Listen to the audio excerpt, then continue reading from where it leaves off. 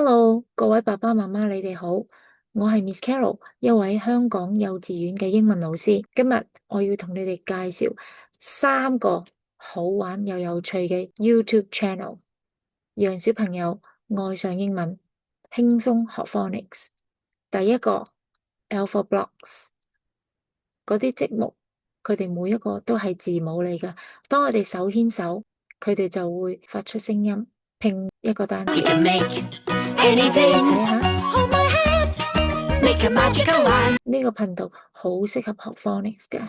第二個頻道係 Steve and Maggie，Steve 叔叔同埋 Maggie 一隻鸚鵡，佢哋嘅對話好有趣，佢哋嘅劇情好搞笑。我包保小朋友一定愛上英文，可以學習到好多生活中嘅英文。Where's my body?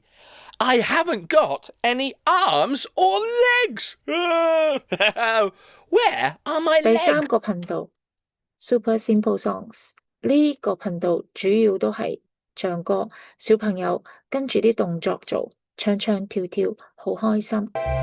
The wheels on the bus go round and round, round and round。學習冇壓力，唔知唔覺就學識好多嘅句子同埋單字。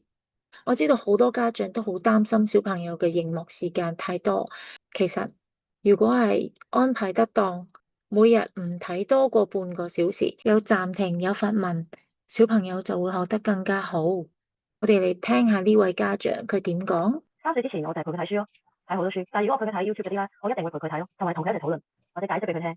我唔會咁擺俾佢睇咯。如果你鍾意我呢條片，記得 like and share。拜拜。